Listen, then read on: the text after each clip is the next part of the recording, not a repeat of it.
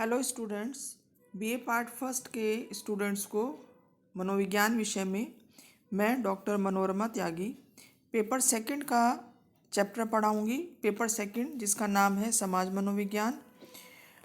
और इससे पहले वीडियो में मैंने आपको बताया था समाज मनोविज्ञान क्या है, समाज मनोविज्ञान का अर्थ और समाज मनोविज्ञान की परिभाषा।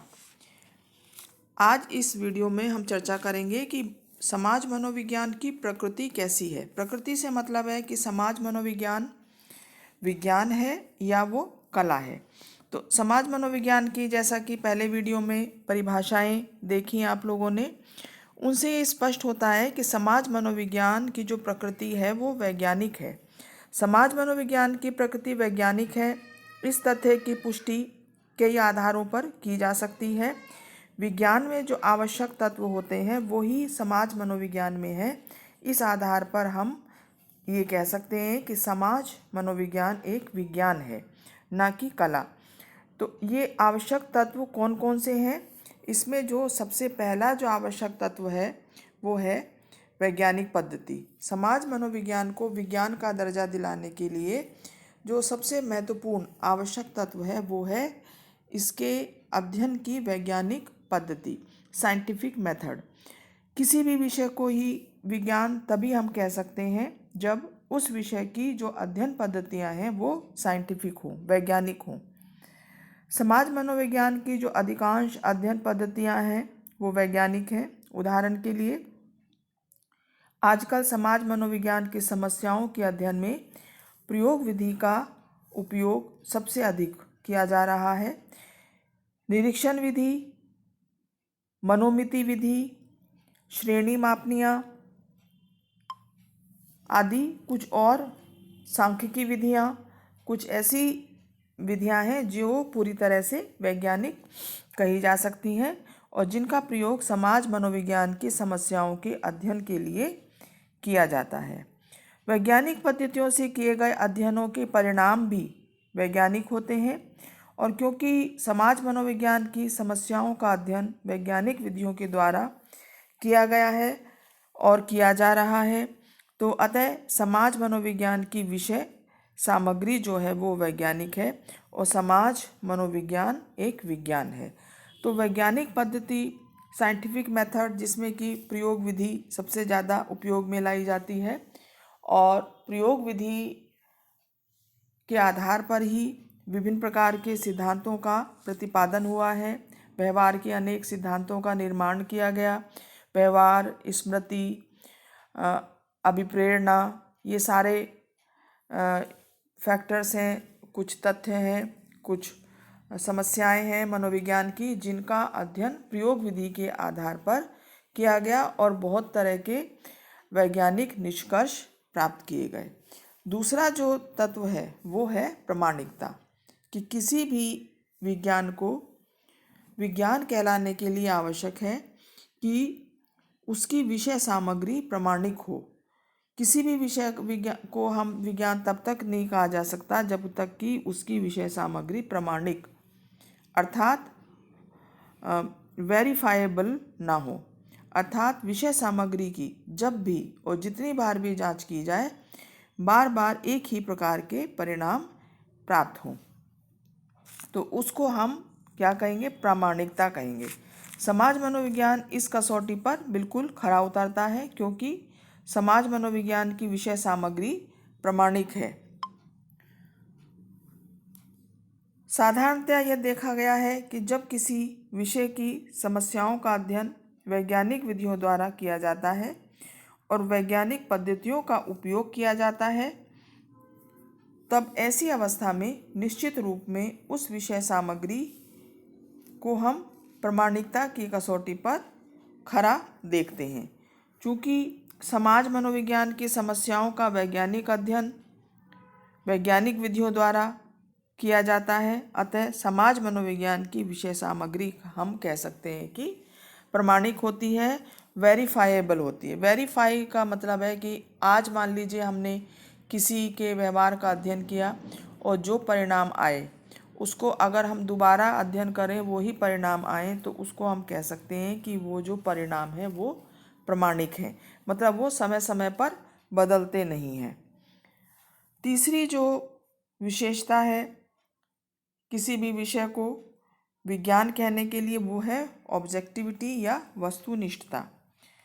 वस्तुनिष्ठता से मतलब है कि जब किसी घटना या किसी व्यवहार का निरीक्षण उसके सत्य रूप में करते हैं और जब निरीक्षणकर्ता की मनोवृत्तियों का निरीक्षणों पर कोई प्रभाव नहीं पड़ता है, तब ऐसे निरीक्षणों को हम या ऐसे अध्ययनों को हम वस्तुनिष्ठ निरीक्षण कह सकते हैं तथा प्राप्त परिणामों को वस्तुनिष्ठ परिणाम कहते हैं। वस्तुनिष्ठ परिणामों की पहचान यही है कि सभी अध्ययनकर्ता एक ही निष्कर्ष पर पहुँचे। प्रामाणिकता के लिए वस्तुनिष्ठता बहुत आवश्यक है। अगर कोई विषय सामग्री प्रामाणिक होगी तो वो वस्तुनिष्ठ भी होगी। यदि परिणामों में वस्तुनिष्ठता नहीं है तो प्रामाणिकता भी नहीं होगी। दोनों में आपस में संबंध है। समाज मनोविज्ञान में घटनाओं का निरीक्षण उसके सत्य रूप में करने का प्रयास किया जाता है और निरीक्षणकर्ता के विभिन्न विचारों का निरीक्षणों पर प्रभाव ना पड़े, इसके लिए कई प्रकार की विशेष सावधानियां ली जाती हैं अध्ययन करते समय।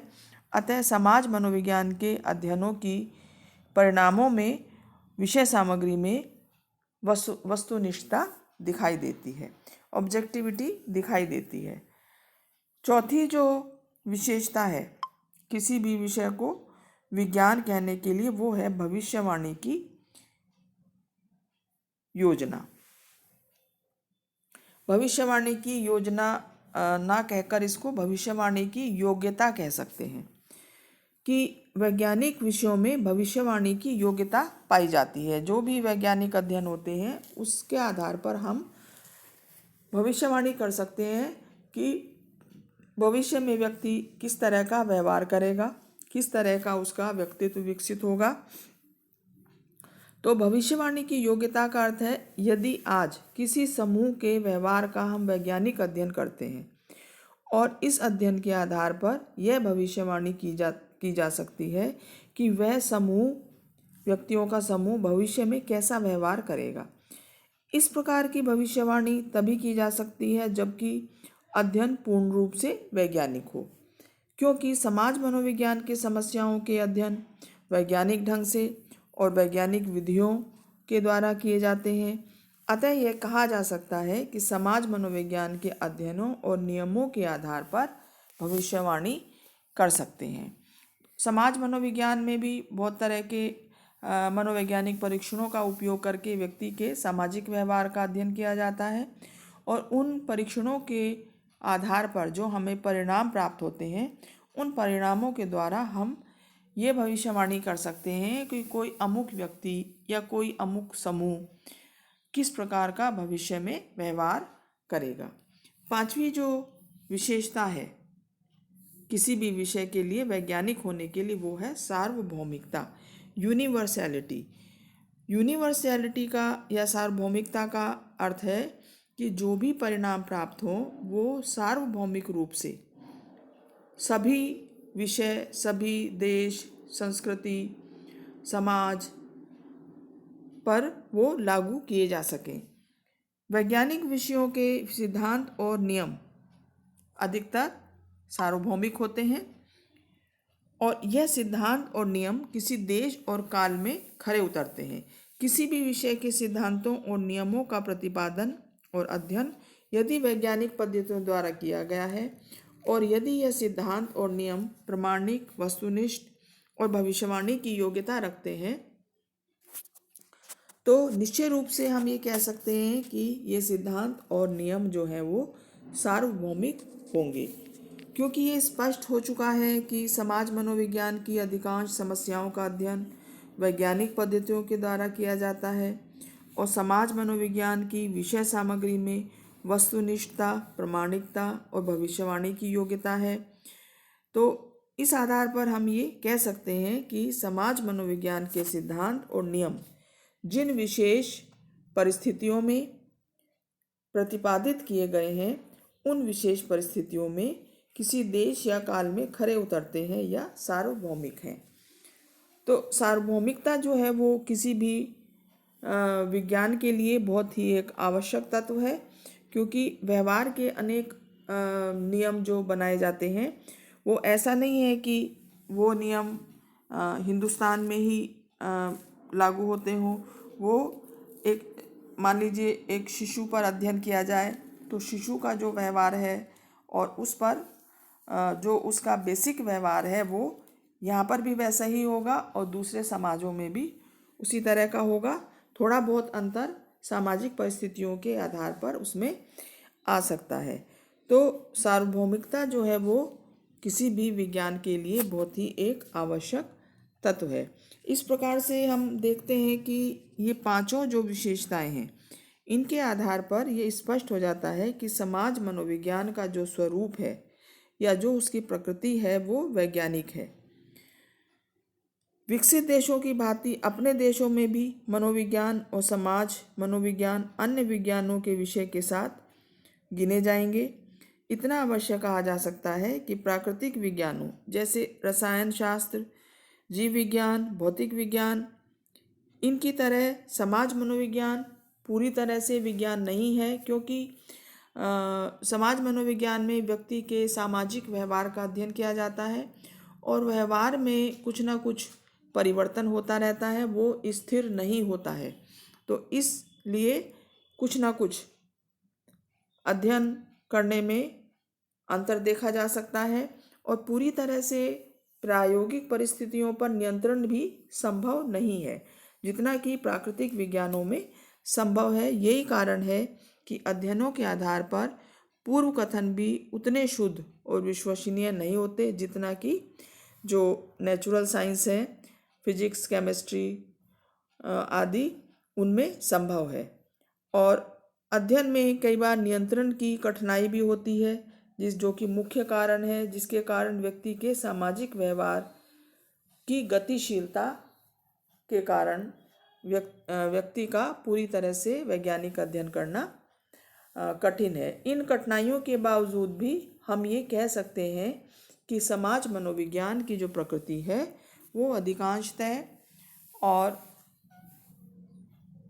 पूरे तथ्यों के आधार पर कहा जा सकता है कि समाज मनोविज्ञान एक विज्ञान है, उसकी प्रकृति वैज्ञानिक है। तो स्टूडेंट्स, आज मैंने आपको बताया समाज मनोविज्ञान की प्रकृति क्या है, समाज मनोविज्ञान की प्रकृति वैज्ञानिक होने के कौन कौन से तथ्य हैं, कौन कौन से कारण हैं। जो 5 कारण मैंने आपको बताए, मुझे उम्मीद है आपको ये टॉपिक समझ में आ गया होगा। नेक्स्ट टॉपिक के साथ नेक्स्ट वीडियो में फिर मिलते हैं students. Thank you so much students.